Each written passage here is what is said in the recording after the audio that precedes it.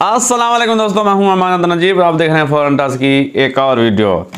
आखिरकार नोवा विस्टा की ball pop भी मार्केट में आ गई है। कंपनी ने ऑफिशियली तौर पर इसको रिलीज़ कर दिया है। इंशाल्लाह बहुत जल्द हमारे पास भी ये दस्तयाब होगी। नोवा विस्टा ने जी पहले लॉन्च की थी alpha. Nova Vista alpha HP P900W would में और S सिंथेटिक में, दोनों में आई थी शुरू में।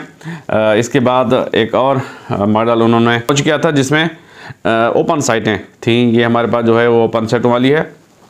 इसमें सिंथेटिक में भी है, तो बहुत अच्छी एक्यूरेसी है इसकी, पावर है, मजबूत एयरगन है। इसके बाद उन्होंने लॉन्च किया एवेंजर, यानी कि PSR2 लिवियाथन। पाकिस्तान में तो ये लिवियाथन के नाम से आई थी, लेकिन इंटरनेशनल मार्केट में ये है जी एयरवेंट्री ने इसको लॉन्च किया था एवेंजर के नाम से।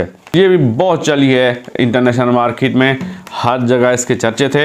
एक्यूरेसी भी इसकी बहुत अच्छी है और पावर भी है। एडजस्टमेंट, रेगुलेटर की सेटिंग आप बाहर से कर सकते हैं, डीकेएस कर सकते हैं, हैमर की टेंशन को आप कम ज़्यादा कर सकते हैं।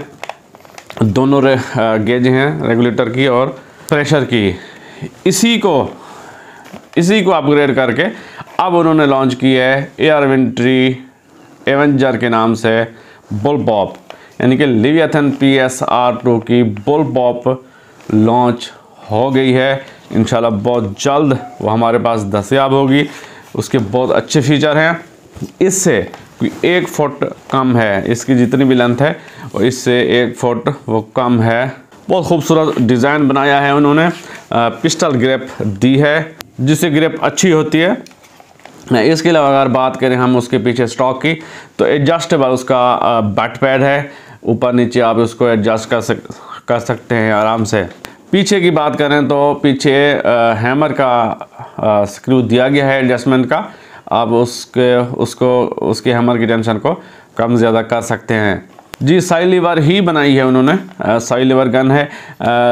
लीवर भी वही लिवियाथन वाला है, लेकिन अगर लीवर की पोजीशन को वो आगे कर देते तो वो ज़्यादा बेहतर था, लेकिन ये भी ठीक है, पीछे है। लेकिन आजकल अगर देखा जाए तो बुल पॉप में लीवर आगे ले जाया जा रहा है, क्योंकि जब लीवर की पोजीशन आगे होती है तो फिर लोडिंग में आसानी रहती है। ये कमी लगी है मुझे।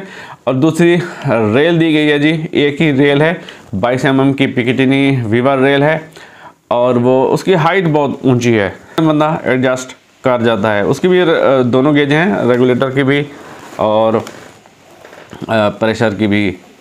उसके नीचे की बात करें, रेगुलेटर की एडजस्टमेंट भी दी गई है नीचे उसके, और डी गैस का भी दिया गया है स्क्रू।